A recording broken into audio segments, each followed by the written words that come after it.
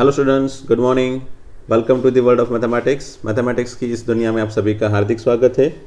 This is Mahendra Sangani and you are watching my channel math is everywhere.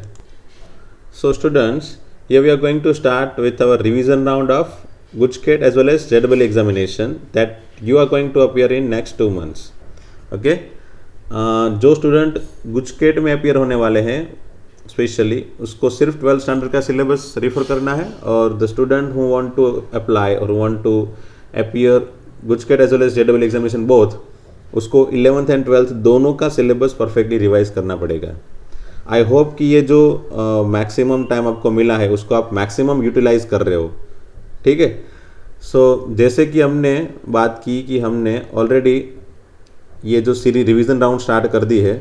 Physics के already 2 lecture हो गए हैं and mathematics के ये 2 लेक्चर मैं अभी भेजूंगा, and next onward next week से भी इस तरह से आपको 2 लेक्चर मिलेंगे हर वीक में, एंड उसमें मैक्सिमम सिलेबस हम कवर करेंगे। Specially every theory we are trying to cover, and if possible जितने हो सके उतने ज़्यादा एमसीक्यू हम देंगे, उतनी ज़्यादा शीट देंगे ताकि आपको ज़्यादा से ज़्यादा प्रैक्टिस हो सके। ठीक है। और मैं अपना रिवीजन राउंड स्टार्ट करता हूँ मैट्रिसेस चैप्टर से।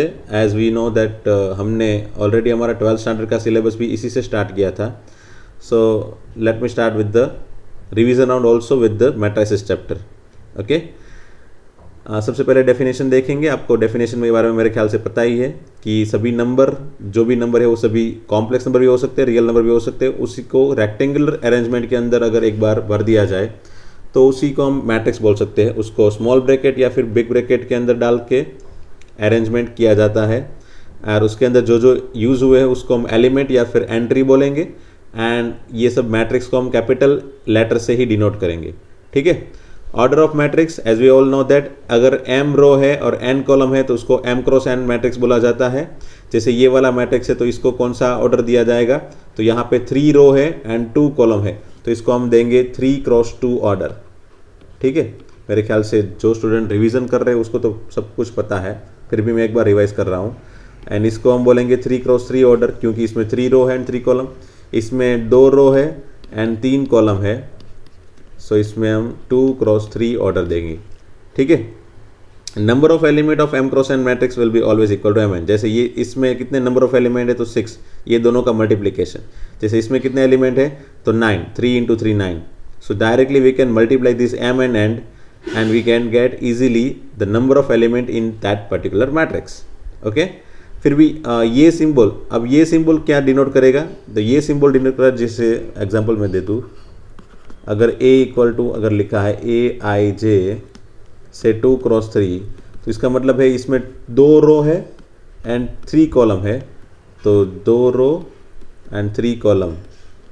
जैसे इसमें 2 रो है, 2 रो है एंड 3 कॉलम है। ठीक है। और उसमें ये जो आई जे है वो क्या डिनोट करेगा, तो आई जे डिनोट्स, उसमें आई जो है वो मेरे ख्याल से रो डिनोट करेगा, मेरे ख्याल से नहीं पक्का है, उसी को रो बोलेंगे और इसको कॉलम बोलेंगे। ठीक है। जैसे अगर ये एलिमेंट है तो ये कौन सी रो में है तो फर्स्ट रो, आगे का एलिमेंट रो डिनोट करेगा, एंड कौन से कॉलम में है तो सेकंड कॉलम। ठीक है। जैसे ये वाला एलिमेंट है तो second row that is by 2 and third column that is by 3, A2 3। Okay. इसके बेस से एक आध इक्वेशन देख लेते हैं। Construct a 3 cross matrix whose elements are given by this. तो ऐसा मैट्रिक्स कंस्ट्रक्ट करो। ये तो इजी क्वेश्चन है, मेरे ख्याल से गुजकेट में इस तरह के क्वेश्चन तो नहीं पूछे जाएंगे, बट फिर भी एक बार रिवीजन के लिए थियोरेटिकल कंसेप्ट को बराबर बनाने के लिए एक बार देख लो। जैसे कैसे हम इसके एलिमेंट बनाते हैं, तो सबसे पहले तो 3 क्रॉस 4 का एलिमेंट है, 3 क्रॉस 4 का मैट्रिक्स है, तो इसमें आप देख सकते हो सभी जो ऑप्शन है वो सभी 3 रो एंड 4 कॉलम वाले हैं सभी मैट्रिक्स। ठीक है। एंड उसमें सभी एलिमेंट जो है वो कैसे बनाएंगे, तो सबसे पहला एलिमेंट क्या बनता है, जैसे ये A11 A12 A13 A14 4 column है ना, एंड A21 A23, इस तरह से सभी एलिमेंट यहाँ पे है। तो सभी एलिमेंट के नंबर बनाओ। जैसे ये A11 बनाया, कैसे बनेगा A11, तो इसके अंदर रखो that is equal to 1/2 -3 into i की जगह क्या लिखना है 1 एंड जे की जगह भी क्या लिखना है 1, है ना ये इक्वेशन में। तो अगर आप ये सब value A11 A12 A13 A14 की सभी की वैल्यू डालते जाओगे और सभी एलिमेंट बनाते जाओगे, then you will find that आपका कौन सा ऑप्शन मैच होगा। ठीक है, इजी क्वेश्चन है इसलिए मैं सिर्फ हिंट दे के छोड़ रहा हूँ। Then types of matrices, as we all know that column matrix, row matrix, square matrix, ये सभी तरह के मैट्रिक्स पॉसिबल है। उसमें से कॉलम मैट्रिक्स किसको बोला जाएगा, जिसमें एक ही रो हो एंड रो तो एक ही रो एक ही होगी एंड एक ही कॉलम होगा एंड रो तो कितने भी हो सकती है। ठीक है, जैसे ये कॉलम मैट्रिक्स है 5 6 7 8, इसमें सिर्फ एक ही रो है, रो कितनी है 3 4 है बट कॉलम सिर्फ एक है, तो इसको हम कॉलम मैट्रिक्स बोलेंगे। फिर ये रो मैट्रिक्स 1 2 3 4 5, इसमें सिर्फ एक ही रो होगी, बाकी कॉलम कितने भी हो सकते हैं। ठीक है, स्क्वायर मैट्रिक्स में दोनों रो एंड कॉलम दोनों सिमिलर होंगे, 1 2 4 5 3 4 6 व्हाटएवर। जैसे इसमें 3 रो है 3 कॉलम है, 1 2 3 4, 2 row and 2 column, this is called square matrix. Diagonal matrix में सिर्फ डायगोनल एलिमेंट होंगे, बाकी सब कुछ जीरो होगा, जैसे ये, तो इसको हम डायगोनल मैट्रिक्स बोलते हैं। और इसको हम ऐसे भी लिख सकते हैं 5 6 7, है ना, इसको हम ऐसे भी लिख सकते हैं, ये मैट्रिक्स को हम ऐसे भी लिख सकते हैं। ठीक है, फिर स्केलर मैट्रिक्स में क्या है, किसी भी मैट्रिक्स में समझ लो ये डायगोनल है 3 3 3, तो अगर डायगोनल भी नंबर जो है, डायगोनल वाले तीनों के तीनों नंबर अगर वो फिक्स हो गए तो वो स्केलर मैट्रिक्स हो गया, क्योंकि इसको हम इस तरह के फॉर्म में कन्वर्ट कर सकते हैं, है ना, आइडेंटिटी मैट्रिक्स के फॉर्म में कन्वर्ट कर सकते हैं। जैसे ये वाला एलिमेंट 3i हो गया, तो ki के फॉर्म में जितने भी मैट्रिक्स कन्वर्ट हो सकते हैं वो सभी मैट्रिक्स को हम स्केलर मैट्रिक्स बोल सकते हैं, जिसमें सिर्फ डायगोनल एलिमेंट होंगे और वो भी कैसे होंगे, एक समान, सिमिलर, सेम। ठीक है, आइडेंटिटी मैट्रिक्स तो मेरे ख्याल से सबको पता है, सिर्फ 1 0 0 0 1 0 0 0 1, i2 अगर होता है तो 1 0 0 1, ये i3 है, वैसे ही i4 है। सभी जो भी है मैट्रिक्स वो सभी क्या है, स्क्वायर मैट्रिक्स है ना। ये पहले दो के सिवा बाकी सब कुछ जो भी यहाँ पे हम लिखने वाले हैं ऑलमोस्ट, जैसे ये वाला यहाँ तक, वो सभी स्क्वायर मैट्रिक्स है। ठीक है, यहाँ से लेके यहाँ तक सभी स्क्वायर मैट्रिक्स है। फिर ये जीरो मैट्रिक्स क्या होगा, तो सभी एलिमेंट जीरो होंगे तो उसको जीरो मैट्रिक्स बोला जाता है। वो स्क्वायर भी हो सकता है, रेक्टेंगुलर भी हो सकता है। ठीक है, इसको हम कैपिटल या बड़ा ओ या फिर कैपिटल ओ से या फिर डार्क जीरो से डिनोट कर सकते हैं, है ना। डार्क जीरो, अगर डार्क जीरो बनाते हो तो भी चलेगा, या फिर कैपिटल ओ, उससे हम डिनोट करेंगे जीरो मैट्रिक्स को। ठीक है, जिसमें सभी एलिमेंट जीरो होंगे। ओके, फिर हॉरिजॉन्टल मैट्रिक्स में क्या होता है, जिसमें रो, नंबर ऑफ रो है ना, नंबर ऑफ कॉलम से समझ लो ये 1 2 3 4 5 6, तो ये जैसे हॉरिजॉन्टल जैसा दिख रहा है ना, इसमें नंबर ऑफ रो जो है वो कम है नंबर ऑफ कॉलम से, है ना। Number of row is always less than number of column, तो उसको हम क्या बोलेंगे, horizontal matrix. And vertical matrix, जिसमें नंबर ऑफ रो ज़्यादा हो और नंबर ऑफ कॉलम कम हो। ठीक है, जैसे यहाँ पे 3 रो है और 2 कॉलम है, तो उसको हम वर्टिकल मैट्रिक्स बोलेंगे। जैसे वर्टिकल जैसा दिख रहा है उसको वर्टिकल मैट्रिक्स बोलेंगे, है ना। By picture we can easily remember all the things, है ना, all the theoretical concept. So this is triangular matrix. As you can see, matrix A and B both are triangular matrix.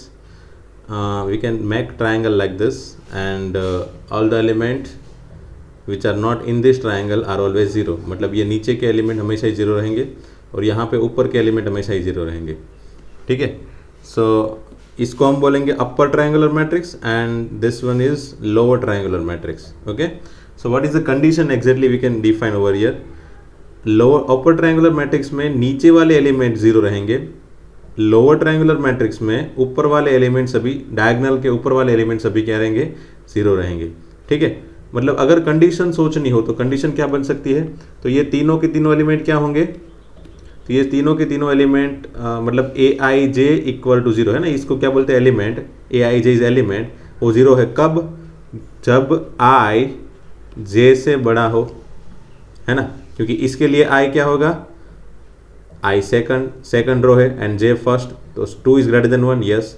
इसके लिए आई क्या होगा, 3, i is equal to 3 is greater than first column, that is j equal to 1। इसके लिए भी i equal to 3 and j equal to 2। So जब i greater than j हो तब उसको हम बोलेंगे upper triangular matrix, and similarly जब i लेस देन j हो तो हम बोलेंगे उसको लोअर ट्रायंगुलर मैट्रिक्स। सो ये ट्रायंगुलर मैट्रिक्स में भी दो टाइप है, अपर triangular matrix and lower triangular matrix. ये एग्जांपल देख सकते हैं, ये कौन सा मैट्रिक्स रहेगा, अपर या लोअर। तो आप देख सकते हो ये डायगोनल के नीचे वाले एलिमेंट में ट्रायंगल बन रहा है, ऊपर सभी जीरो बन रहे हैं, तो ये हो गया लोअर ट्रायंगुलर मैट्रिक्स। ठीक है, डायगोनल के ऊपर वाले सभी एलिमेंट जीरो हो और नीचे वाले सभी एलिमेंट में अगर जीरो हो या ना भी हो, मैं भी कहीं सपोज यहाँ पे कहीं पे जीरो होगा तो चल जाता है, बट ऊपर वाले सभी एलिमेंट अगर जीरो है, डायगोनल के ऊपर वाले सभी एलिमेंट जीरो है, तो उसको हम लोअर ट्रायंगुलर मैट्रिक्स बोलते हैं। नीचे जीरो हो या ना हो उससे कोई मतलब नहीं है। ठीक है, जैसे ये वाला square matrix will B an upper triangular matrix if, ये अपर ट्रायंगुलर मैट्रिक्स कब रहेगा बताया ना, आई ग्रेटर देन जे तब होगा तब। So option is what, B. जब आई ग्रेटर देन जे हो तब I J equal to zero होगा, तो उसको हम क्या बोलेंगे, अपर ट्रायंगुलर मैट्रिक्स। फिर if I is unit matrix then 3i will be obviously scalar matrix. मैंने अभी थोड़ी देर पहले ही बताया था कि स्केलर मैट्रिक्स क्या होता है, k इंटू आई, हमेशा ही क्या होगा, स्केलर मैट्रिक्स है ना। i को किसी भी नंबर से मल्टीप्लाई किया जाए तो उसको स्केलर मैट्रिक्स बोलेंगे। फिर choose the correct answer, every identity matrix is scalar matrix. Yes, identity matrix भी स्केलर मैट्रिक्स है, क्योंकि इसको identity matrix is considered to be 1i है ना, तो ये ki का फॉर्म हो गया, हाँ, k equal to 1। So identity matrix is scalar matrix, तो पहला वाला तो सही है। चलो दूसरा वाला देखते हैं, every scalar matrix is an identity matrix, no. अगर मैं समझ लो यहाँ पे 3 0 0 0 3 0 0 0 3, तो ये हो गया 3i, तो ये स्केलर मैट्रिक्स है, बट ये आइडेंटिटी मैट्रिक्स है नहीं। So every scalar matrix is not an identity matrix. ठीक है, तो second one is wrong. Every diagonal matrix is identity matrix, no. Diagonal matrix तो बहुत सारे हो सकते हैं ना, 5 0 0 0 6 0 0 0 7, तो इसको डायगोनल बोल सकते हैं, but it is not identity matrix, तो सी भी करेक्ट नहीं है। D, a square matrix whose each element is 1 is an identity matrix, ऐसा भी नहीं है। अगर स्क्वायर मैट्रिक्स के सभी एलिमेंट 1 हो जाए तो वो आइडेंटिटी मैट्रिक्स होगा नहीं, तो ये सी भी रॉन्ग है, डी भी रॉन्ग है। So option A is only correct one. ठीक है, फिर ये if A is a square matrix in which A i J equal to 0 for i not equal to j and A i J equal to k for i equal to j, then it is called what. क्या लिखा है once again, A i J equal to 0 when i not equal to j, मतलब आई not equal to जे कब बनता है समझ लो भाई, तो ये सभी एलिमेंट है ना, ये सभी एलिमेंट 0 हो गए, ऐसा वो लोग बोल रहे हैं है ना, जब आई एंड जे इक्वल ना हो। और आई एंड जे इक्वल कब होता है, डायगोनल के लिए, उसके लिए क्या है, के। वंस अगेन देखो, ए आई जे इक्वल टू के व्हेन आई इक्वल टू जे, तो आई इक्वल टू जे इसी में होता है ना, डायगोनल एलिमेंट में 1 1 2 2 3 3, एंड जब आई नॉट इक्वल टू जे हो तब 0 0 0 है, तो उसको क्या बोलेंगे हम, डेफिनेटली ये क्या है, के आई है ना, ये के आई है, सो इसको बोलेंगे हम स्केलर मैट्रिक्स। ठीक है, तो इस तरह के थियोरेटिकल क्वेश्चन भी बन सकते हैं, मे बी गुजकेट में ऐसे क्वेश्चन भी आ जाए कभी, तो ये टाइम भी बचाएगा, और अगर आपका थियोरेटिकल पार्ट कंप्लीट है तो डेफिनेटली आपको ये आराम से मार्क्स देगा, है ना। इक्वलिटी ऑफ मैट्रिक्स, ये तो पता है सबको कि इक्वलिटी ऑफ मैट्रिक्स क्या है, दो मैट्रिक्स को इक्वल किया जाए। अब वो दो मैट्रिक्स इक्वल कब हो सकते हैं, जब उसके ऑर्डर सेम हो, है ना भाई। ऐसा नहीं है चलो ये 1 2 3 4 ये मैट्रिक्स और ये 1 2 0 3 4 0 0 0 0, तो ये दोनों मैट्रिक्स इक्वल नहीं है। किसी को लगेगा सर ये तो जो एंट्री दिख रही है वो सभी तो सिमिलर है, यहाँ पे भी 1 2 3 4 है, बाकी सब तो 0 है ना, 0 का कहाँ एग्जिस्टेंस है, तो इसको हम इक्वल मैट्रिक्स बोल सकते हैं क्या, तो मैं बोलूँगा नहीं, इसको नहीं बोल सकते, इसको नहीं बोल सकते। क्यों, क्योंकि ये दोनों के ऑर्डर सेम नहीं है। सो ऑर्डर सेम होने चाहिए and each corresponding element are equal, मतलब जैसे ये अगर ऐसा होता तो हो जाता, जैसे अब निकाल दो, अब ये अगर ऐसा मैट्रिक्स होता तो ये इक्वल मैट्रिक्स होता। सभी कॉरस्पॉन्डिंग एलिमेंट मतलब क्या होता है, यहाँ पे पहली पोजीशन पे 1 है तो यहाँ पे पहली पोजीशन पे 1 होना चाहिए, यहाँ पे 2 है तो यहाँ पे 2, यहाँ पे 3 तो यहाँ पे 3, यहाँ पे 4 है तो 4, कॉरस्पॉन्डिंग एलिमेंट भी सेम होने चाहिए, तभी उसको हम इक्वल मैट्रिक्स बोल सकते हैं। और symbolically A equal to capital B.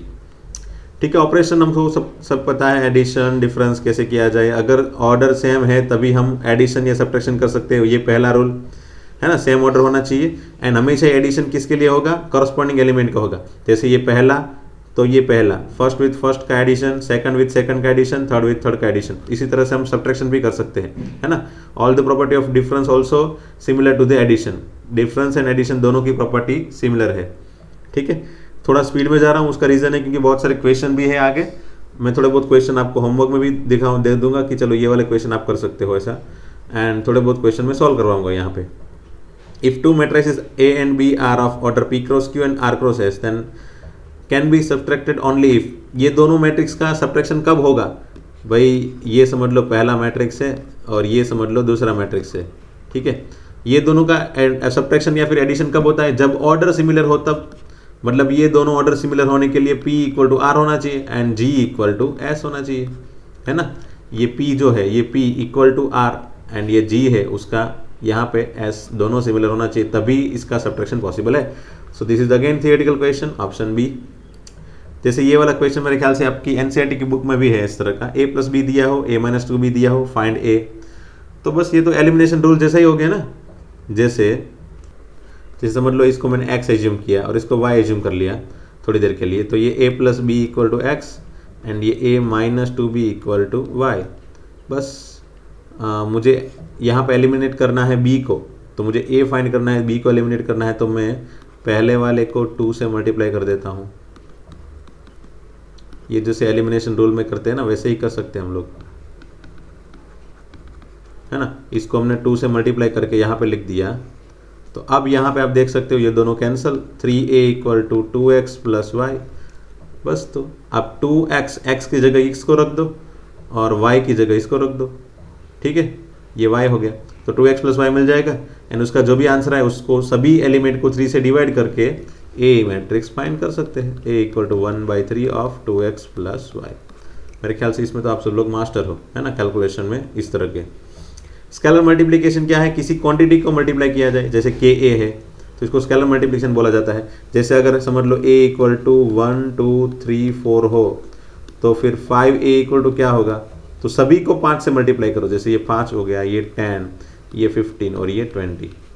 We need to multiply each and every element with the scalar quantity, इसी को बोलते हैं स्केलर मल्टीप्लिकेशन, ये तो पता है। एंड मैट्रिक्स मल्टीप्लिकेशन, दो मैट्रिक्स का मल्टीप्लिकेशन कैसे किया जाता है ये भी आपको पता है। जब भी समझ लो ये दो मैट्रिक्स है, यहाँ पे दो मैट्रिक्स को मल्टीप्लाई करना हो तो याद हो सबको मेरे ख्याल से कि अगर ये m क्रॉस n मैट्रिक्स है तो ये n क्रॉस p मैट्रिक्स होना चाहिए, मतलब ये दोनों सिमिलर होने चाहिए, तभी मैट्रिक्स का मल्टीप्लिकेशन पॉसिबल होगा। और उसका आंसर भी क्या आएगा, m क्रॉस p, इसका पहला वाला और इसका लास्ट वाला, ठीक है। वही यहाँ पे सब कुछ लिखा है, अगर भूल गए हो तो ये सभी थियोरेटिकल कंसेप्ट एक बार पढ़ लेना, वही जो मैंने यहाँ पे समझा था उसी लैंग्वेज में यहाँ पे मैंने लिखा है। Number of column in matrix A equal to number of row in matrix B, अगर ये दो इक्वल है तभी मैट्रिक्स का मल्टीप्लिकेशन पॉसिबल है। अगर मैं भी ये कोई MCQ जैसा इस तरह का आ गया तो, है ना, थियोरेटिकली ऐसा बोल सकते हैं।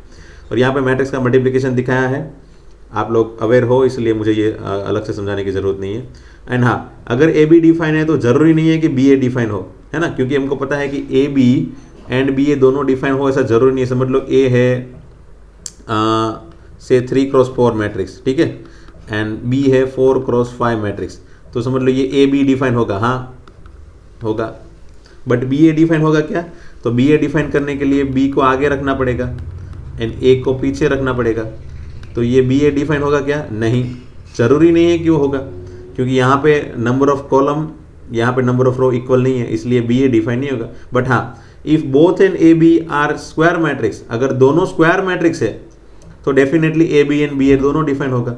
अगर समझ लो मैंने यहाँ पे 3 क्रॉस 3 ले लिया पहला वाला A और दूसरा भी 3 क्रॉस 3 ले लिया, ठीक है, तो डेफिनेटली AB डिफाइन होगा, है ना, क्योंकि ये दोनों सेम है तो AB डिफाइन है। एंड अगर BAB फाइंड करूँ तो वही सिमिलर आएगा ना, इसको आगे B लिख दो, आगे पीछे A लिख दो, यहाँ पे भी ये दोनों सेम है इसलिए इसको भी डिफाइन कर सकते हैं। So AB and BA both are defined if they are square matrix, ठीक है। And AB and BA both are defined then if this two are defined, AB and BA दोनों डिफाइंड है। एंड अगर AB is not equal to BA then in general AB is not equal to BA। अगर दोनों define है तो जरूरी नहीं है कि AB एंड BA दोनों इक्वल हो, बट नॉट देखो, अगर AB एंड BA दोनों इक्वल है तो उसको हम बोल सकते हैं कॉम्यूटेटिव मैट्रिक्स, ये दोनों कॉम्यूट कर रहा है। और अगर AB equal to minus BA है तो हम बोल सकते हैं उसको एंटी कॉम्यूट मैट्रिक्स। मैं भी क्वेश्चन अगर थियोरेटिकल में ऐसा आ जाए तो ये सब प्रॉपर्टी मेरे ख्याल से पता है आपको, एसोसिएटिव लॉ, मल्टीप्लिकेशन का, एडिशन का, बराबर।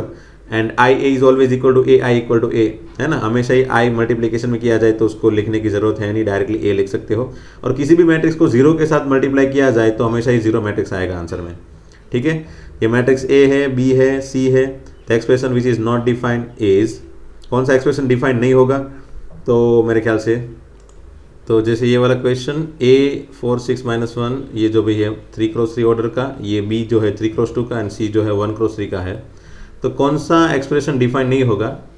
तो वंस अगेन देख लेते हैं, बी डैश बी, इसको डिफाइन कर सकते हैं क्या मल्टीप्लिकेशन को, तो हाँ, बी डैश जो क्या होगा, क्या होगा, बी डैश मतलब आपको सबको पता है ट्रांसपोज, तो 3 क्रॉस 2 का बी डैश क्या होगा, 2 क्रॉस 3, उसका ऑर्डर चेंज हो जाता है ना, ट्रांसपोज करने से रो बन जाता है कॉलम, और कॉलम बन जाती है row. So 3 cross 2 become 2 cross 3 and B is again 3 cross 2, तो इसका मल्टीप्लिकेशन पॉसिबल होगा, तो कि हाँ होगा, क्योंकि ये दोनों सिमिलर है, ठीक है। चलो फिर सी ए बी डिफाइन होगा क्या, तो सी ए बी दोनों के मैंने तीनों के ऑर्डर लिख दिए। फिर ये दोनों इक्वल है, हाँ इक्वल है, सॉरी यहाँ पे, ओके, ये दोनों इक्वल है। फिर एक मिनट, फिर ये दोनों इक्वल है, हाँ है ना। तो अगर ये दोनों इक्वल है और ये दोनों भी इक्वल है, तो मतलब यहाँ पे ऑर्डर इसका भी मल्टीप्लिकेशन होगा, क्योंकि इस ये दोनों का आंसर हम बनाएंगे ना, जब ये दोनों का आंसर बनाएंगे तो क्या होगा, 1 क्रॉस 3, और उसको 3 क्रॉस 2 के साथ मल्टीप्लाई करेंगे तो अगेन ये दोनों सिमिलर होगा, सो इट इज़ पॉसिबल। फिर सी, ऑप्शन सी में क्या है, ए प्लस बी डैश, ए क्या है 3 क्रॉस 3 का, एंड बी डैश क्या है 2 क्रॉस 3 का, ठीक है। बी जो है 3 क्रॉस 2, तो बी डैश है 2 क्रॉस 3। अब ये दोनों का एडिशन पॉसिबल है, तो फिर नहीं, क्यों, क्योंकि एडिशन में हमेशा ही ऑर्डर सिमिलर होने चाहिए, तभी एडिशन कर सकते हैं। सो इसका ऑर्डर, इसका सब्ट्रैक्शन या फिर समेशन पॉसिबल होगा नहीं, इसलिए कौन सा डिफाइन नहीं होगा, तो ऑप्शन सी, ठीक है। आगे बढ़ते हैं, जैसे नेक्स्ट क्वेश्चन में, अगर ए 3 क्रॉस 4 मैट्रिक्स हो, जैसे ए 3 क्रॉस 4 मैट्रिक्स है, and B matrix is such that, मतलब बी का ऑर्डर नहीं दिया है, A dash B and B A dash दोनों डिफाइन है, मतलब बी का मैंने ऑर्डर पहले एज्यूम कर लिया, फिर उसको बी के ऑर्डर को फाइंड करना है, ठीक है। मैंने एज्यूम कर लिया M cross N, A dash be define है, तो हमने ए डैश का ऑर्डर लिखा 4 क्रॉस 3 एंड बी का ऑर्डर लिखा मैंने एम क्रॉस एन। अगर ये डिफाइन है तो ये दोनों चीज़ सिमिलर है, इसलिए एम इक्वल टू 3, ये मिल गया। And B A dash define है, इसलिए बी का order M cross N and A dash का ऑर्डर 4 क्रॉस 3, ए डैश का ऑर्डर है ना, क्योंकि ए का ऑर्डर 3 क्रॉस 4 है, तो ए डैश का ऑर्डर 4 क्रॉस 3, और ये दोनों डिफाइन है, तो ये दोनों चीज़ सिमिलर होगी, तो N equal to 4, so M equal to 3 and N equal to 4, the final answer is 3 cross 4, option A, ठीक है। अब मेरे ख्याल से इसका मल्टीप्लिकेशन तो आप सबको पता है, रो इंटू कॉलम, रो पहली कॉलम, पहली रो दूसरी कॉलम, दूसरी रो पहली कॉलम, इस तरह से मल्टीप्लिकेशन करके आप आराम से आंसर बना सकते हो। It doesn't have any big deal, है ना, आप खुद से करो। अगर नहीं आ रहा है, हाँ मैंने कोई क्वेश्चन अगर होमवर्क में यहाँ पे ही दे दिए हैं, तो अगर नहीं आ रहे तो मुझे कमेंट सेक्शन में दिखाओ कि ये नहीं आ रहा है सर क्वेश्चन, इसका आंसर नहीं आ रहा है, या फिर मुझे लाइव लेक्चर वीडियो में जो हम लेने वाले हैं उसमें बोल देना कि सर ये वाला क्वेश्चन नहीं सोल्व हो रहा है, ठीक है। If the matrix A B equal to 0, then अगर कोई मैट्रिक्स का मल्टीप्लिकेशन 0 हो, तो ज़रूरी नहीं है कि दोनों मैट्रिक्स 0 हो, या फिर दोनों में से कोई भी एक मैट्रिक्स 0 हो, है ना, ऐसी भी पॉसिबिलिटी है। समझ लो मैंने ए को ले लिया 1 0 0 0, ये 0 मैट्रिक्स है नहीं, और बी को ले लिया 0 0 0 1, ये भी 0 मैट्रिक्स नहीं है। बट अगर इसका मल्टीप्लिकेशन करने जाओगे ना भाई बच्चों, आप देख लेना इसका आंसर 0 0 0 ही आएगा। सो इट मीन्स व्हाट कि अगर ए बी इक्वल टू 0 हो, तो जरूरी नहीं है कि ए एंड बी दोनों 0 हो, it is not necessary that either A और 0 और बी और 0, ठीक है। दोनों 0 हो या फिर दोनों में से कोई एक 0 हो, ऐसा ज़रूरी है नहीं, ठीक है। चलो फिर ये नेक्स्ट क्वेश्चन, इसमें दोनों के ऑर्डर 3 क्रॉस 3 दिए हैं, A B equal to A दिया है and B A equal to B दिया है, और ये वाला क्वेश्चन ऑप्शन में पूछ लिया है कि A square equal to and B square equal to क्या है। चलो ए स्क्वायर की वैल्यू फाइंड करते हैं, A square equal to A into A, चलो ठीक है। फिर ए की जगह मैं लिख देता हूँ ए बी, ठीक है ना। कौन से ए की जगह लिखूंगा, पीछे वाले ए की जगह लिखूंगा। अगर आगे वाले ए की जगह लिखोगे तो भी आगे बढ़ेगा, लेकिन उसका सिंप्लीफिकेशन सिंपल नहीं आएगा, उसको आगे बढ़ाओगे तो वो सिंपल फॉर्म में जनरेट होगा नहीं, इसलिए आप ट्राई करना खुद से, ठीक है। फिर ये ए इंटू बी, इसको साथ में रखा और इसको अलग रख लिया, और ये ए बी इक्वल टू वापस में ए लिख सकता हूँ, है ना, और ये हो गया ए इंटू ए, एक मिनट, हाँ मैंने मिस्टेक यहाँ पे की, सॉरी, ये जो ए है, ये जो ये पीछे वाला ए, उसकी जगह मुझे लिखना है A B. So let me correct it first once again. इसलिए मैं आगे वाले ए की जगह लिख रहा हूँ A B, sorry about this. And then again A into B A कर सकता हूँ इसको, फिर ये बी ए की जगह मैं बी लिख सकता हूँ, हाँ लिख सकता हूँ। अगेन ए बी की जगह मैं वापस ए लिख सकता हूँ, हाँ लिख सकता हूँ। तो ये हो गया A square equal to A. And अगर आप बनाओगे तो B square equal to B आपको ऐसे बी ही मिल जाएगा। So finally A square equal to A and B square equal to B, that is option C. And हाँ, अगर ये वाले क्वेश्चन में अगर आप लोग को ऐसा कुछ क्वेश्चन पूछ लिया, चलो यही क्वेश्चन डेटा यही है, और ऐसा पूछ लिया कि चलो फाइंड करो a रेस टू 30 प्लस b रेस टू 99, तो भी आंसर क्या आएगा a प्लस बी। उसका रीज़न क्या है, समझ लो a रेस टू 30 फाइंड करना है, तो पहले हमने a स्क्वायर फाइंड किया, क्या आया a। फिर हमने अगर a क्यूब फाइंड किया तो उसका आंसर क्या आएगा a स्क्वायर इंटू a। अब a स्क्वायर की जगह वापस मैं a लिख दूँ क्योंकि यहाँ पे है, तो a इंटू ए, वापस उसको a स्क्वायर, उसकी जगह वापस a लिख दिया क्योंकि a square equal to a है। सो इट मीन्स कि a क्यूब इक्वल टू भी a हो गया। Similarly a raise to 4 equal to भी a, तो similarly a raise to 30 is also equal to a। And similar way से आप b raise to 99 को भी b लिख सकते हो। सो कितने भी पावर हो यहाँ पे, इसका आंसर a एंड b लिख सकते हो अगर ये क्वेश्चन को ट्विस्ट किया तो, है ना। आगे बढ़ते हैं। ओके, नेक्स्ट क्वेश्चन में if a and b are two square matrix such that this B A equal to minus A inverse B A, ये थोड़ा ट्विस्ट करके दिखा दिया है, देन इसकी वैल्यू फाइंड करो। सबसे पहले तो मैंने इसको सिंप्लीफाई किया, तो क्या हुआ a plus B whole square equal to A plus B into A plus B, ठीक है। a plus B into A plus B को कैसे मल्टीप्लाई किया जाए, तो first with first, second with first, first with second and second with second. Directly formula मत लगाना, है ना, A square plus 2ab plus B square. क्यों, क्योंकि इसमें ए बी प्लस बी ये दोनों सिमिलर नहीं होता ना। जैसे सिंपल वाला मल्टीप्लिकेशन जब हो, मतलब सिंपल रियल नंबर के अगर मल्टीप्लिकेशन किए जाए तो वहाँ पे जैसे 3 इंटू 4 एंड 4 इंटू 3 सिमिलर होता है ना, 3 टू जा भी 4 6 होता है एंड 2 3 जा भी 6 होता है। तो यहाँ पे वैसे यहाँ पे नहीं होता है ना, a into B and b into A दोनों मैट्रिक्स के मल्टीप्लिकेशन का आंसर सिमिलर नहीं आता, इसीलिए हम लोग A B and B A दोनों को अलग अलग रख के लिखते हैं। तो A square plus 2ab plus B square मत लिखना, इसका सिंप्लीफिकेशन ऐसे ही होता है मैट्रिक्स में, ठीक है। अब यहाँ पे जो दिया है डेटा क्या है, b equal to minus A inverse B A, तो मैंने क्या किया, ये a इनवर्स को निकालने के लिए दोनों साइड a से मल्टीप्लाई किया, ठीक है। तो दोनों साइड अगर मैं a से मल्टीप्लाई करूँ, जैसे ये a वाला a और यहाँ पे a वाला मल्टीप्लाई कर दिया, तो ये a इंटू ए इनवर्स मिल के i हो गया, ठीक है, ये i हो गया। एंड ये A B equal to minus I into B A, और i को तो किसी के साथ भी मल्टीप्लाई किया जाए उसको आंसर वही देना पड़ता है ना। So A B equal to minus B A, और अगर A B equal to minus B A है तो ये दोनों कैंसिल हो जाएंगे, क्योंकि ए बी की जगह मैं माइनस बी ए लिखूँ तो ये बी ए कैंसिल हो जाएंगे, है ना। तो फाइनली आंसर क्या बचेगा भाई, ए स्क्वायर प्लस बी स्क्वायर, तो फाइनली आंसर इज बी, ठीक है।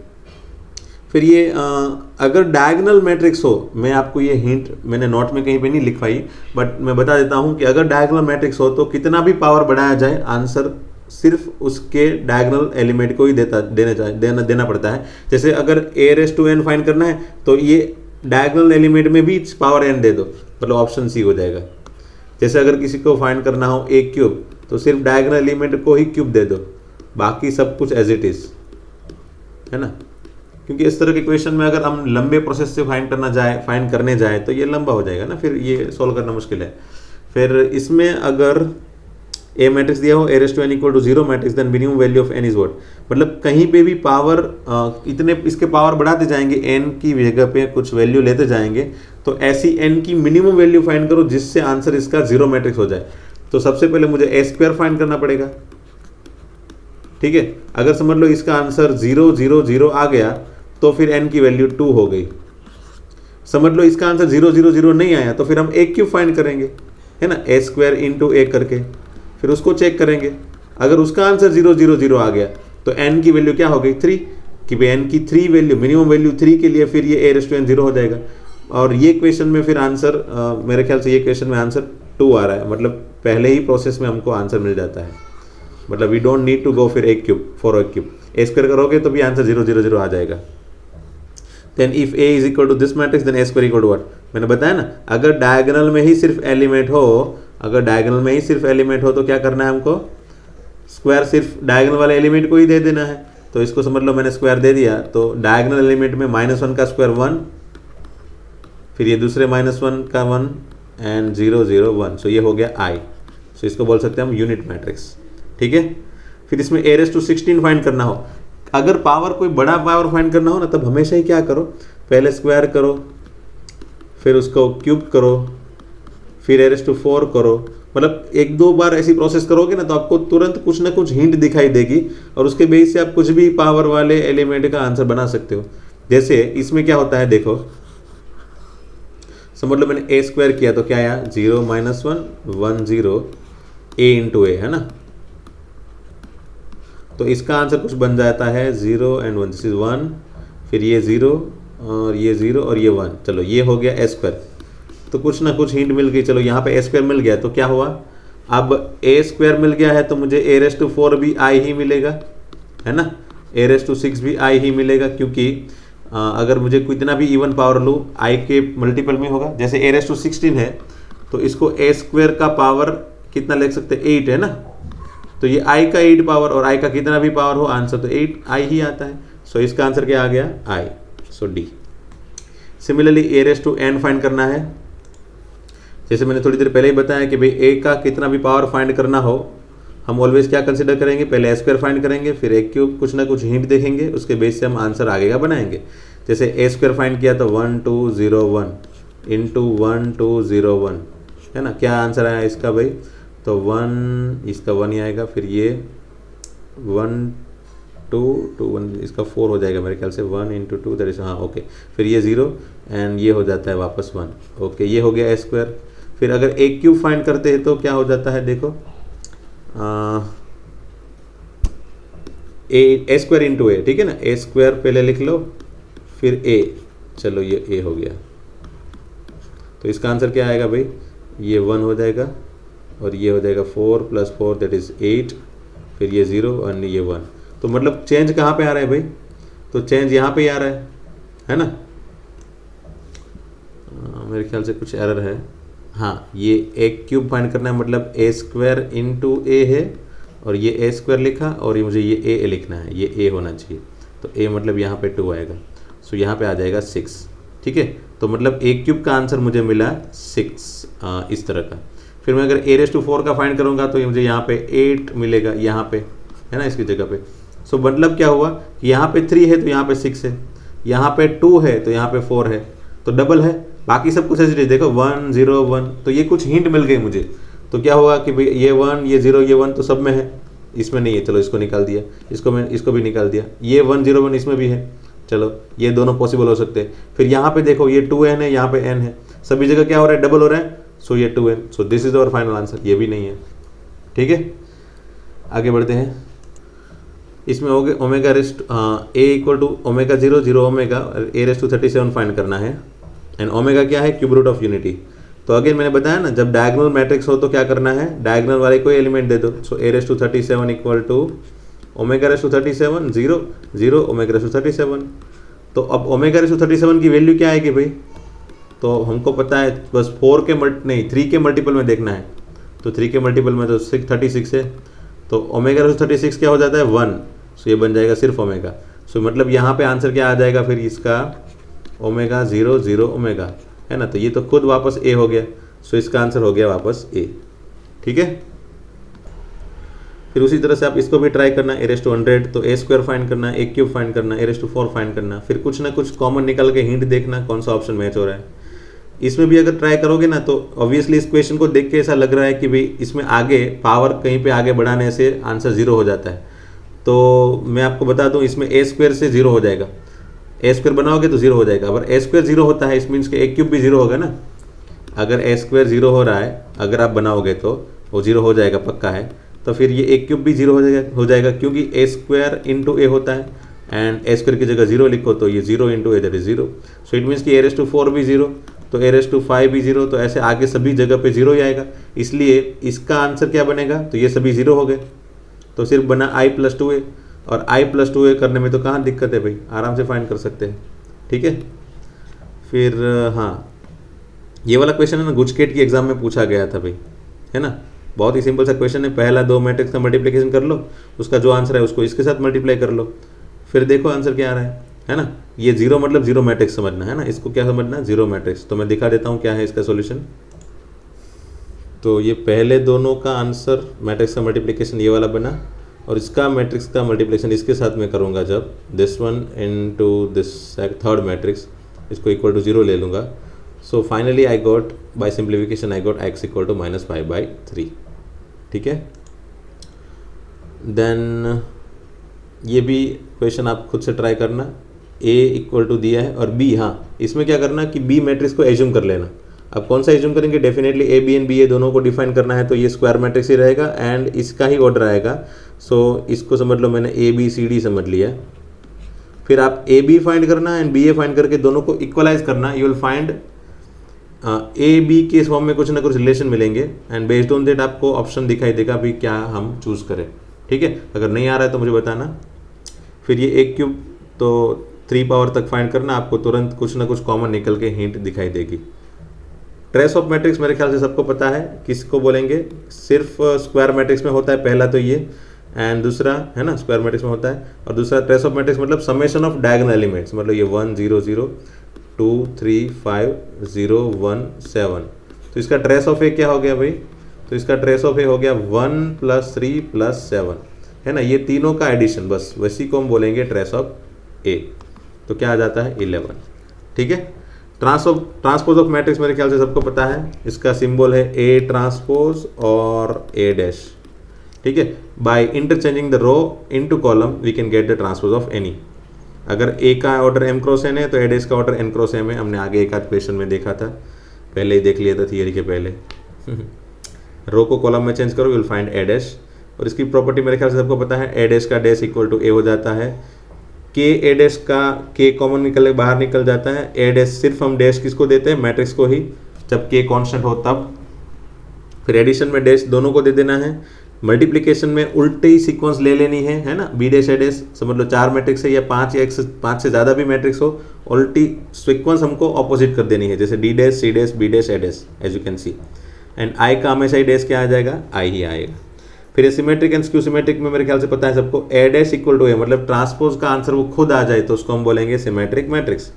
और उसको हम आइडेंटिफाई करने के लिए मुझे वापस याद करवाना ना पड़े, डायगोनल के ऊपर नीचे वाले एलिमेंट जो है ना वो सिमिलर होंगे। जैसे ये 2 2 सिमिलर है, ये 3 3 सिमिलर है, और ये -1 सिमिलर है। देखो सिर्फ डायगोनल वाले एलिमेंट कुछ भी हो सकते हैं, बाकी डायगोनल के ऊपर नीचे जो रिफ्लेक्टिव एलिमेंट है दे आर ऑलवेज सिमिलर। जैसे मतलब मैंने ए बी सी लिख दिया, तो यहाँ पे मैं अगर D1 लिखूंगा तो यहाँ पे भी D1, यहाँ पे E1 लिखूंगा तो यहाँ पे भी E1, यहाँ पे F1 लिखूंगा तो यहाँ पे भी F1। तो ये हो गया सिमेट्रिक मैट्रिक्स। ठीक है, थियोरेटिकली हम ऐसा भी लिख सकते हैं कि Aij इक्वल टू AJI, मतलब ये A12 है तो A21 दोनों सिमिलर होगा, A13 एंड A31 सिमिलर होगा, A23 एंड A32 सिमिलर होगा।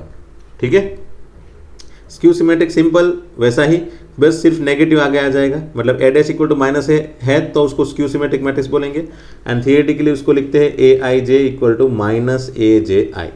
ठीक है, इसके हमेशा ही डायगोनल एलिमेंट क्या होंगे, 0 होंगे, है ना, ये भी हमको पता है। जैसे देख सकते हो 0 0 0 डायगोनल में, और डायगोनल के ऊपर एंड नीचे वाले एलिमेंट दोनों क्या होंगे, और एक दूसरे के ऑपोजिट। जैसे ये E है तो -E, F है तो -F, G है तो -G। ठीक है, चलो एक आध क्वेश्चन देखते हैं। अगर ए स्क्वायर मैट्रिक्स हो तो Aij क्या होगा, आई स्क्वायर माइनस जे स्क्वायर। अगर ये है तो वो मैट्रिक्स कौन सा होगा, तो बस बना दो। समझ लो मैंने अगर 2 × 2 का कोई मैट्रिक्स ले लिया, फिर 3 × 3 का भी मैं ले लेता हूँ। चलो तो ये A11 क्या हो जाएगा भाई, 1 स्क्वायर माइनस 1 स्क्वायर तो 0, A22 भी 0, A33 भी 0। फिर ये वाली पोजीशन क्या बनेगी भाई, तो ये वाली बनेगी 1 रो 2nd कॉलम A12, तो उसका आंसर क्या आएगा, 1 square minus 2 square that is -3। तो यहाँ पे आंसर क्या आएगा, A21, तो 2 स्क्वायर -1 दैट इज 3। तो यहाँ पे -3 है तो यहाँ पे 3 है, तो वैसे भी यहाँ पे भी ऐसे ही आंसर बनेंगे। और इसके बेस से आप देख सकते हो कि इसका आंसर स्क्यू सिमेट्रिक मैट्रिक्स ही आएगा। आप बनाना, ट्राई करना, है ना। अगर कोई matrix symmetric and skew symmetric दोनों हो तो वो कौन सा होगा, डेफिनेटली जीरो मैट्रिक्स। दोनों तो एक साथ में पॉसिबल नहीं होगा ना। जैसे अगर मैं बोल दूं कि A equal to A transpose, ये क्या होगा, सिमेट्रिक की कंडीशन। फिर A equal to -A transpose, ये क्या होगा, स्क्यू सिमेट्रिक की कंडीशन।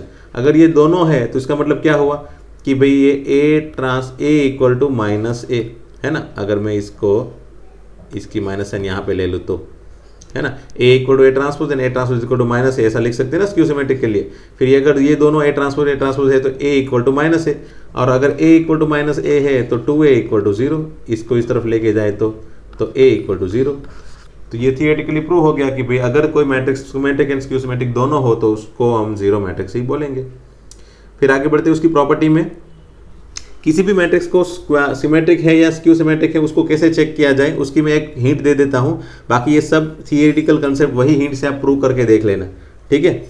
समझ लो, चलो मुझे कोई अच्छी वाली चीज़, हाँ ए बी प्लस बी ए कहीं पे है, हाँ नहीं, हाँ ये वाला, चलो मैं कोई एक आध ये थोड़ा टफ वाला ही दिखा देता हूँ, फोर्थ वन, ठीक है, प्रूव करके। अगर ए स्क्यू सिमेट्रिक है, ए स्क्यू सिमेट्रिक है तो हम लिख सकते हैं A transpose equal to minus A, and B भी स्क्यू सिमेट्रिक है इसलिए लिख सकते हैं B transpose equal to minus B. तो ये वाला क्या होगा, तो A B plus B A, किसी भी मैट्रिक्स की सिमेट्रिसिटी मतलब वो सिमेट्रिक है या स्क्यू सिमेट्रिक प्रूव करना है तो उसको क्या बनाएंगे हम, उसका ट्रांसपोज फाइंड करेंगे। तो चलो फाइंड कर लिया, ए बी का ट्रांसपोज, पहले ट्रांसपोज एडिशन में दोनों को दे देना है। फिर आपको पता है ट्रांसपोज हम जब अंदर देंगे तो क्या देंगे, इस तरह से देंगे, उल्टी सीक्वेंस लेंगे, तो B transpose A transpose plus यहाँ पे ए ट्रांसपोज बी ट्रांसपोज, ठीक है। अब ए ट्रांसपोज की वैल्यू माइनस बी ट्रांसपोज की वैल्यू माइनस बी है, ए ट्रांसपोज माइनस ए है, फिर यहाँ पे भी माइनस ए इंटू माइनस बी, तो ये हो गया, दोनों minus minus cancel, B A, और ये हो गया ए बी। तो आप देख सकते हो कि अगर A B plus B A transpose equal to B A B plus B A खुद आ जाए, वही अगर खुद आ जाए तो उसको हम क्या लिख सकते हैं, वो सिमेट्रिक लिख सकते हैं, क्योंकि सिमेट्रिक की डेफिनेशन क्या है, अगर समथिंग का ट्रांसपोज समथिंग आ जाए मतलब खुद ही आ जाए तो वो क्या हो जाता है, हमेशा ही सिमेट्रिक मैट्रिक्स। तो उसी हिसाब से आप सभी को देख लेना थियोरेटिकली कि सभी इस तरह से प्रूव हो जाते हैं क्या। मेरे ख्याल से मैंने जब 12th में ये पढ़ाया था तब ये सभी प्रॉपर्टी को एक बार प्रूव करके दिखाई थी थोड़ी थोड़ी, है ना। सो ट्राई करना अपने हिसाब से या फिर थियोरेटिकल कंसेप्ट एक बार पढ़ लेना, ओके। चलो उसके बेस से एक आध क्वेश्चन देखते हैं, जैसे ये वाला दिया है, ए एंड बी अगर दोनों सिमेट्रिक है तो A B minus B A क्या होगा। जैसे यहाँ पे लिखा है ए एंड बी दोनों सिमेट्रिक है तो A transpose equal to A and B transpose equal to B, है ना। इस तरह के क्वेश्चन गुजकेट में आने की पॉसिबिलिटी है, हाँ भाई देख लेना, इस तरह के क्वेश्चन गुजकेट में आ सकते हैं, क्योंकि वैसे भी ये तो एनसीईआरटी की बुक का ही क्वेश्चन है।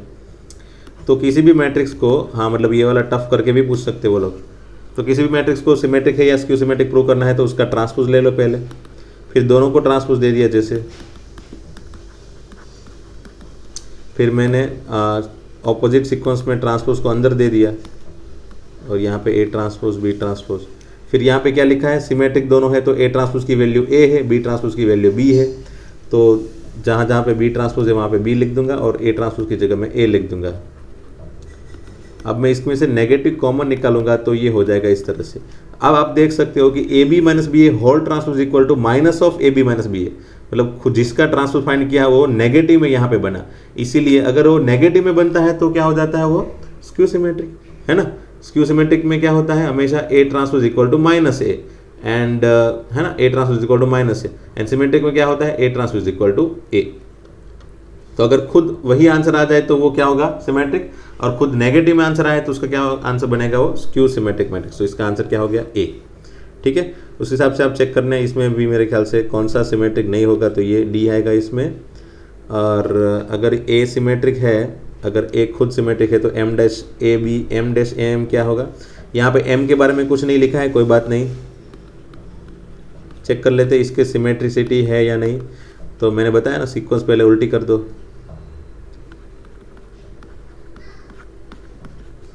फिर जो भी है सिंप्लीफिकेशन करो। ए ट्रांसपोज की जगह क्या लिखना है, ए, क्योंकि वो सिमेट्रिक है, और ये ट्रांसपोज और ट्रांसपोज क्या हो गया, एम खुद। सो ये वापस वही खुद आंसर बन गया, इसलिए ये क्या हो गया, सिमेट्रिक। तो option A is correct one. अब ये एलिमेंट्री ऑपरेशंस के बेस से मेरे ख्याल से क्वेश्चन आते तो है। अब किस तरह के क्वेश्चन आते हैं मैं दिखा देता हूँ। पहले तो मेरे ख्याल से आप सबको पता ही होगा एलिमेंट्री ऑपरेशन क्या है। हम जो प्रोसीजर कर रहे थे वही, interchange of two rows, multiplication of any row और column by any non zero numbers, वो सभी जो हमने थियोरेटिकली और क्वेश्चन के हिसाब से देख लिया था। इसमें थियोरेटिकल में ज़्यादा मैं डीप में नहीं जाऊँगा क्योंकि इसमें कोई ज़रूरत है नहीं। फिर ये इनवर्स ऑफ मैट्रिक्स में आपको पता है A B equal to B A equal to I होगा तो वो इनवर्स होगा एक दूसरे का, है ना। क्यों, क्योंकि अगर A B equal to I है तो इसमें क्या लिख सकते हैं, B equal to A inverse या फिर A equal to B inverse. तो अगर ए एक दोनों के इनवर्स हो तो हमेशा ए बी इक्वल टू आई लिखा जाता है, और बी अगर इनवर्स ऑफ ए है तो ए हमेशा इनवर्स ऑफ बी होगा, and A B whole inverse is also always equal to B inverse A inverse. ठीक है, मेरे ख्याल से ये सभी प्रॉपर्टी आपको सभी को पता है। फिर ये वाला क्वेश्चन देखते हैं, जैसे बी बी ट्रांसपोज, इसकी वैल्यू क्या होगी। तो चलो बी की वैल्यू क्या है, तो बी की वैल्यू यहाँ से पुट कर देते हैं, ए इनवर्स ए ट्रांसपोज। ठीक है, वापस बी की वैल्यू रख देते हैं, लेकिन फिर उसका ट्रांसपोज भी लेना है तो ले लेते हैं ट्रांसपोज, फिर उसका भी again this one equal to, आगे कोई चेंज नहीं करना है, सिर्फ पीछे ट्रांसपोज अंदर देना है। तो ट्रांसपोज अंदर देने पे क्या होता है, सीक्वेंस चेंज हो जाती है। तो पीछे वाले को ट्रांसपोज देने पे ए ट्रांसपोज का ट्रांसपोज ए खुद हो गया, एंड ए इनवर्स का ट्रांसपोज क्या हो गया, तो ए इनवर्स ट्रांसपोज ऐसा लिख लेते हैं। चलो इसको फिर A inverse into A transpose into A into, ये ट्रांसपोज को अंदर लिख सकते हैं, मैं अंदर लिख सकता हूँ, मैं ट्रांसपोज अंदर चला जाता है, इनवर्स बाहर चला जाएगा। फिर ये ए ट्रांसपोज ए की जगह मैं लिख सकता हूँ ए ट्रांसपोज गिवन डेटा में है। चलो लिख लेता हूँ उसी को भी, इसको लिख लेते ए इंटू ए ट्रांसपोज। ठीक है, सो ये हो गया इस तरह का। अब ये दोनों का मल्टीप्लिकेशन क्या हो जाएगा, आई, एंड ये दोनों का भी मल्टीप्लिकेशन क्या हो जाएगा, आई, क्योंकि जो मैट्रिक्स है उसी का अगर इनवर्स बाजू में मल्टीप्लाई किया है तो उसको हम लिख सकते हैं I, and I square equal to वापस आई। तो आंसर क्या हो गया, ऑप्शन बी। ठीक है, यही प्रोसीजर जो हमने यहाँ पे एलिमेंट्री ऑपरेशन में की थी, कि अगर पहले a इक्वल टू आई ए से स्टार्ट करना है, फिर धीरे धीरे इसको जीरो आई में कन्वर्ट करना है, और इसको हम ऑटोमेटिकली ए इनवर्स के फॉर्म में कन्वर्ट कर देते हैं। इसकी प्रोसीजर हमने ऑलरेडी पढ़ाई थी, जो मेरे ख्याल से आपको पता होगी। एमसीक्यू में क्वेश्चन कैसे आते हैं वो मैं दिखाता हूँ पहले। और हाँ, ये रिमार्क देख लेना, इस तरह की प्रोसीजर में कभी भी, वैसे इस तरह के क्वेश्चन अभी तो एमसीक्यू में नहीं आने वाले, तो ये नोट तो काम डायरेक्टली नहीं आएगी, बट इनडायरेक्टली अगर थियोरेटिकल क्वेश्चन अगर ऐसा आ गया तो, कि आफ्टर अप्लाइंग वन और more elementary operation on A equal to I A, इसके अंदर जो भी हम एलिमेंट्री ऑपरेशन लगाते हैं ना, वही रो 1 को 2 बना दो, या फिर रो 1 को 1 से मल्टीप्लाई करके रो 2 में डालो, इस तरह के जो भी ऑपरेशन हम करते थे, उसमें अगर किसी ऑपरेशन में all zero happens in one और मोर रो इन मैट्रिक्स ए, मतलब यहाँ पे चेंज करते करते इस तरफ कभी भी कोई पूरी की पूरी रो जीरो आ जाए तो हमेशा ही वहाँ पे इनवर्स पॉसिबल होगा नहीं, है ना। और ये चीज़ हम इतना ज़्यादा फोकस नहीं करते थे, क्योंकि अगर इनवर्स फाइंड करना हो तो हम जनरली वही एडजॉइंट वाली मेथड यूज़ करते हैं। एमसीक्यू में तो हम वही यूज़ करेंगे, क्योंकि ऑब्वियसली एमसीक्यू है तो वहाँ पे कहीं दिखाया नहीं होगा कि भाई चलो एलिमेंट्री ऑपरेशन से ही करो। हाँ, बट क्वेश्चन अगर इस तरह के आते हैं तो क्या करना है, चलो देखो इस तरह के क्वेश्चन में क्या करना है, मैं इसका सॉल्यूशन दिखा देता हूँ डायरेक्टली। जैसे ये वाला क्वेश्चन है, अगर ए मैट्रिक्स दिया है, and to find A inverse using elementary row operation after some step we have got this step. Okay, इस तरह का कोई स्टेप दिखा दिया है, एंड फाइंड करो अल्फा एंड बीटा, हमको ये अल्फा एंड बीटा की वैल्यू फाइंड करनी है। तो कैसे हम सोच सकते हैं, आप तुरंत ही उसमें ये वाला वो ए इक्वल टू आई ए से आगे बढ़ने वाले स्टेप है ना, उससे हम जो ये वाली प्रोसीजर बना के इस तरह के पैटर्न ढूंढना अगर चाहे तो वो फिर लंबा हो जाएगा, फिर इट बिकम सो लेंथी। तो उसकी जगह क्या करो कि ये ए जो है ना, यहाँ पे हमेशा ए यहाँ पे ऐसे ही रखते थे, है ना, तो ए की जगह वापस जो मैट्रिक्स दिया है क्वेश्चन में वही रख दो।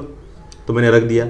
अब सोचना कि हमको अल्फा एंड बीटा फाइंड करना है, तो सोचो कि कौन से मल्टीप्लिकेशन से अल्फा एंड बीटा जनरेट होगा। तो अगर मैं ये सेकंड रो को फर्स्ट कॉलम के साथ मल्टीप्लाई करूंगा तो मुझे एक अल्फा बीटा के फॉर्म मिलेगा। फिर सेकंड रो को सेकंड कॉलम के साथ मल्टीप्लाई करूंगा तो यहाँ पे ये मिलेगा, और second row with third column will get this one. Now by comparison I get equation in form of alpha and beta. तो मैं पहले को बीटा प्लस 7 अल्फा को 0 के साथ कंपेयर करूंगा, एंड इसको इसके साथ कंपेयर करने पे मुझे 2 अल्फा एंड बीटा के फॉर्म में इक्वेशन मिल गए। दोनों को सोल्व कर लो, अल्फा एंड बीटा की वैल्यू मिल जाएगी। सो इजी, है ना। ये दूसरा क्वेश्चन वही मैंने जो दिया था उसमें भी अगेन एलिमेंट्री रो ऑपरेशन करने के टाइम अगर कोई स्टेप ऐसा बन जाता है तो फाइंड करो एक्स एंड वाई, वही सेम चीज़। तो मैंने बताया ना, एक ही जगह वापस उसको रिप्लेस कर लो। खास ध्यान रखना, इस तरह के क्वेश्चन पूछ सकते हैं वो लोग गुजकेट में। आज तक तो नहीं आए, बट मुझे ऐसा लग रहा है कि क्वेश्चन ऐसे भी आ सकते हैं, है ना, क्योंकि ये क्वेश्चन लंबा हो जाता है, 4 मार्क्स में पूछा जाता है मोस्टली। बट एमसीक्यू में अगर सोल्व करना हो तो कैसे सोल्व करना है वो वाली मेथड मैं दिखा रहा हूँ सबको, ठीक है। ये ए को वापस रिप्लेस कर देना है वही मैट्रिक्स के साथ जो क्वेश्चन में दिया है। देन मल्टीप्लिकेशन भी ऐसा करना है जिससे हमको एक्स एंड वाई की वैल्यू दिखाई दे। तो क्या करो कि समझ लो ये एक्स अगर बनाना है तो मुझे ये वाला एलिमेंट क्रिएट करना पड़ेगा ना, इसके ये दोनों के मल्टीप्लिकेशन में यहाँ पे जो बना है वो क्रिएट करना है। तो यहाँ पे कौन सा एलिमेंट किस तरह से बनता है, तो first row and third column से बनता है। तो फर्स्ट रो को थर्ड कॉलम के साथ मल्टीप्लाई करने पे ये वाला बन गया, जिससे हमको मेरे ख्याल से हाँ, जिससे हमको x की जगह ये वाला कंपेयर करने पे x एंड y का एक इक्वेशन मिल जाएगा। फिर ये y भी मुझे एक बार और यूज़ करना है, तो first row and first column को मल्टीप्लाई करेंगे तो भी मुझे y तो मिल जाएगा ना, फर्स्ट रो फर्स्ट कॉलम। तो ये इस तरह का बन गया, उसका मल्टीप्लिकेशन का आंसर जो बना उसको यहाँ पे 1 के साथ कंपेयर कर लो, you will get equation in form of x and y। दो इक्वेशन मिल गए, उसमें इसमें तो सिर्फ y है तो y को सब्जेक्ट बना के y की वैल्यू फाइंड कर लो। फिर ये वाले इक्वेशन को लिख के उसमें x की जगह y की जगह वैल्यू रख के x की वैल्यू फाइंड कर लो, खत्म। तो इस तरह से आप आराम से सॉल्व कर सकते हो। बस वो तो बाद में क्या होगा वो तो कैलकुलेशन ही है, बस स्टार्टिंग हिंट है, बस एक ही जगह रिप्लेस करो आगे वाला जो मैट्रिक्स है वो, एंड पूरा का पूरा मल्टीप्लिकेशन मत करो, सिर्फ इस तरह के एलिमेंट मल्टीप्लाई करो जिससे आपको कंपेयर करके x एंड y के फॉर्म में आंसर तुरंत दिखाई दे। ठीक है, आगे बढ़ते हैं। सो यही दो क्वेश्चन थे, ये पहला वाला और ये दूसरा वाला। ठीक है, उस दोनों के मैंने सॉल्यूशन दिखा दिए। फिर यहाँ पे क्या है, if the inverse of A matrix, A का इनवर्स अगर ये वाला है तो अल्फा फाइंड करो। अगेन सिंपल, अगर ये ए है और ये ए इनवर्स है तो हम क्या कर सकते हैं, सबसे पहली चीज़ A into A inverse equal to I है, हमको पता है। तो ये ए मैट्रिक्स को 1/a मैट्रिक्स इंटू 1/5 इंटू ये दूसरा मैट्रिक्स, ये दोनों का मल्टीप्लिकेशन करो। और अगर एंड मल्टीप्लिकेशन ऐसे करो ताकि कंपैरिजन करने पे ये यहाँ पे 1 0 0 0 1 0 0 0 1 कंपैरिजन करने पे मुझे सिर्फ अल्फा वाला एलिमेंट दिखाई दे तो तुरंत ही आपका आंसर बन जाएगा, है ना। चलो मैं सॉल्यूशन दिखाता हूँ इसका आपको। हाँ, तो बस एक मिनट, हाँ, बस ऐसे कर सकते हो। a into A inverse equal to I होता है, हमको पता है। a की जगह वैल्यू रख लो एंड ये a इनवर्स है उसकी जगह वैल्यू रख लो, इक्वल टू आई ले लो। फिर मल्टीप्लिकेशन मुझे ऐसे करना है जिसमें अल्फा है, तो फर्स्ट रो को लास्ट कॉलम के साथ मल्टीप्लाई करूंगा तो अल्फा आ जाएगा definitely, 1 into 2 plus 2 alpha minus 6, है ना। बाकी सबको मुझे मल्टीप्लाई करने की जरूरत है नहीं, और ये 1/5 एज इट इज़ बाहर रख दो, कोई बात नहीं। और इसको कंपेयर करो, अब ये 1/5 into this element equal to 0, obviously इसके साथ कंपेयर हो गया, है ना, ये वाले एलिमेंट से, क्योंकि इसी एलिमेंट की बात की है ना उन लोग ने, इसी एलिमेंट की। Then alpha equal to find करने पे मिल गया मुझे 2, so answer is there, alpha equal to 2। फिर डायगोनल एलिमेंट में अगेन ये भी एक रूल्स याद रखना, जब भी कोई एलिमेंट कभी भी मैट्रिक्स जो हो वो डायगोनल हो तो उसका डायगोनल हो तो उसका इन्वर्स भी फाइंड करना इजी है। जैसे यहाँ पे ऐसा कुछ हो तो इसका इन्वर्स क्या हो जाता है, इसका इन्वर्स हमेशा ही क्या हो जाएगा, जैसे अपने वाले क्वेश्चन की बात की जाए तो इसको भी रेसिप्रोकल ले लो, मतलब पावर दे दो। जैसे मैंने बताया था ना, अगर पावर m है तो यहाँ पे सभी को m पावर दे देने हैं डायगोनल को। तो अगर पावर -1 है तो यहाँ पे भी -1 पावर दे दो,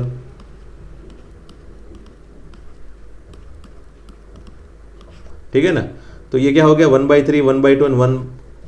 तो ये तीनों की तीनों जो एलिमेंट है सबका अगर समेशन किया जाए तो पावर m देने पे -1 एंड माइनस पावर करने पे ये पावर, ये 1/3 1/2 3 - 1 2 - 1 1 1 बन जाता है 1/3 1/2 1। और पूछा है sum of the element of A inverse, तो ये सभी का एलिमेंट का समेशन क्या होगा, 1/3 + 1/2 + 1। So after simplification I get 11/6। सो बस यहाँ पे सीखने वाली चीज़ ये थी कि इनवर्स जब भी फाइंड करना हो, जब वो डायगोनल मैट्रिक्स हो तो बस वही डायगोनल एलिमेंट का इनवर्स ले लेना है, और कभी भी पावर फाइंड करना हो तो वही डायगोनल एलिमेंट का वही पावर रख दो। That is what the simple hint और शॉर्टकट आई कैन से। ठीक है, आगे बढ़ते हैं। Okay, next characteristic equation of matrix. Now this is the last topic for the revision. और ये टॉपिक मेरे ख्याल से बुक में नहीं है, एनसीईआरटी बुक में, बट शॉर्टकट के लिए मैंने ये वाला यहाँ पे यूज़ किया, क्योंकि क्वेश्चन 1-2 बार ऐसे आया है, एक आध क्वेश्चन गुजकेट में भी ऐसा क्वेश्चन आया जिसमें फटाफट से कैलकुलेशन करना हो तो क्या करना है वो मैं यहाँ पे सिखाऊंगा। मैंने मेरे ख्याल से क्लास में तो पढ़ाया था ये क्वेश्चन को कैसे बनाया जाए। Characteristic equation of any matrix can be generate from this one, अगर वो 3/3 ऑर्डर का है तो, है ना। उसमें λ1 λ2 एंड λ3 की वैल्यू यहाँ पे लिखी है मैंने, जो आपको याद रखनी है। सबसे पहले साइन a³ a² ai, फिर प्लस माइनस एंड λ1 λ2 λ3 ये तीनों की वैल्यू में लेमड़ा 1 ट्रेस ऑफ ए होगा, लेमड़ा 2 क्या होगा, lambda 2 sum of cofactor of diagonal element, मतलब ये जो डायगोनल एलिमेंट है उसका कोफैक्टर फाइंड करो और उसका एडिशन जो है वो लेमड़ा 2 है, and lambda 3 is equal to determinant of A. ठीक है, चलो मैं इसका बना के दिखाता हूँ। हाँ, तो ये मैट्रिक्स में मैंने लेमड़ा 1, लेमड़ा 2, लेमड़ा 3 की वैल्यू फाइंड की है। वंस अगेन दिखाता हूँ। लेमड़ा 1 क्या है, ट्रेस ऑफ ए, तो ट्रेस ऑफ ए मतलब 1 + 2 + 0 दैट इज 3। लेमड़ा 2 क्या है, सभी कोफैक्टर का एडिशन, डायगोनल एलिमेंट के कोफैक्टर एडिशन। सो ये 1 पहले वाला 1 है, उसका कोफैक्टर क्या होगा, क्रॉस मल्टीप्लाई करो उसी रो एंड कॉलम को निकाल के, दैट इज 0 - 1 है ना, 0 - 1।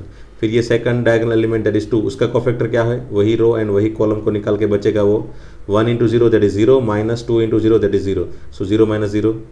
एंड ये जो 0 लास्ट में बचा उसका कोफैक्टर क्या होगा, 1 × 2 दैट इज 2 - 1, 2 - 1 हो गया। मेरे ख्याल से कोफैक्टर फाइंड करने में कोई दिक्कत नहीं है, आपको पता है कैसे करना है।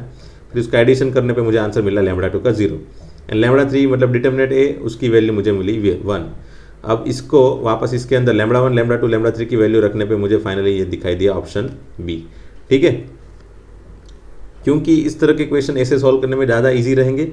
अगर मैं इसमें एक स्क्वायर, एक क्यूब, ये सब फाइंड करके फिर वैल्यू पुट चेक करूँगा, वैल्यू पुट करके चेक करूँगा कौन सा ऑप्शन सही आ रहा है, तो वो फिर बहुत लेंदी हो जाएगी प्रोसीजर, है ना। उसी तरह से आप ये वाले क्वेश्चन को भी ट्राई करना, मेरे ख्याल से हो जाना तो चाहिए।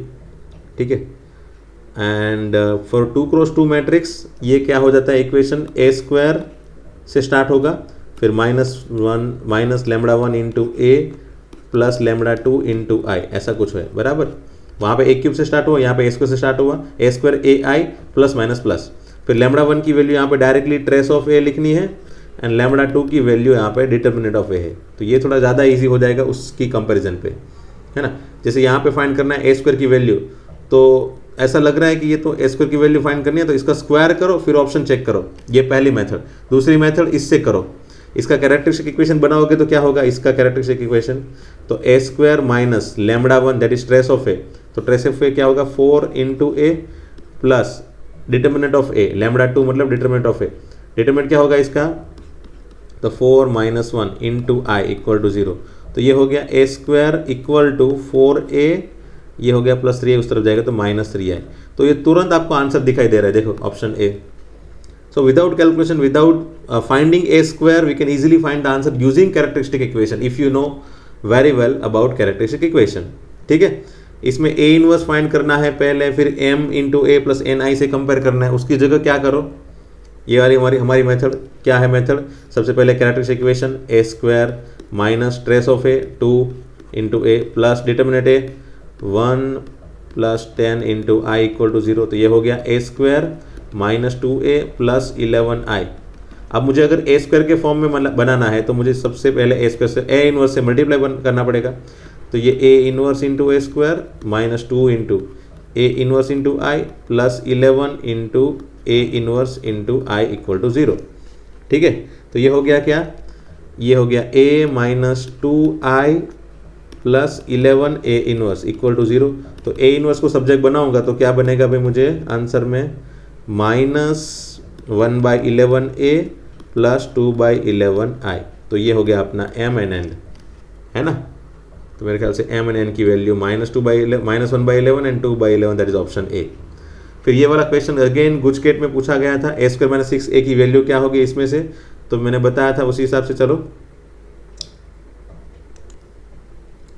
ओके, ये लास्ट वन। वेल, इस क्वेश्चन को हम कैरेक्टरिस्टिक इक्वेशन से सॉल्व नहीं कर सकते, क्योंकि इसका हमको कैरेक्टरिस्टिक इक्वेशन a³ में मिलेगा, जैसे a³ minus lambda 1 × a² plus lambda 2 × a minus lambda 3 × i, और यहाँ पे a³ का कोई जिक्र है ही नहीं। तो अगर जिक्र नहीं है तो फिर ये कैरेक्टरिस्टिक इक्वेशन के फॉर्म से कुछ इसका लेना देना है नहीं। इससे हमको इक्वेशन बना के a³ को फिर कहाँ निकालेंगे, फिर a³ का अगर a² है a है, ये सब के बीच में तो रिलेशन बना लेंगे, बट a³ का फिर कोई इलाज नहीं है, इसलिए हम इसको कैरेक्टरिस्टिक इक्वेशन से सॉल्व नहीं करेंगे। ठीक है, तो फिर इसको कैसे सॉल्व किया जाए, तो फिर इसको तो आम तरीका, जो बेस्ट तरीका है वही, पहले a² फाइंड करो, फिर इसको 6a से सब्ट्रैक्ट कर लो। तो a² की वैल्यू मैंने फाइंड की तो इस तरह की बन गई सिंपल सी, उसको -6a कर दिया तो उसका सब्ट्रैक्शन का आंसर मुझे मिला 2700 0 27 0 0 0 27, सो इट बिकम 27 कॉमन निकलने के पे 27i. So finally by this way we can easily solve this kind of question, that is option A. ठीक है, सो बस आपको यही देखना है कि क्वेश्चन को कैसे सॉल्व करना है और थियोरेटिकल पार्ट को कैसे अपने हिसाब से रिवाइज करना है. ओके, तो चलो मिलते हैं दोस्तों नेक्स्ट लेक्चर में again. Thank you very much. Thank you.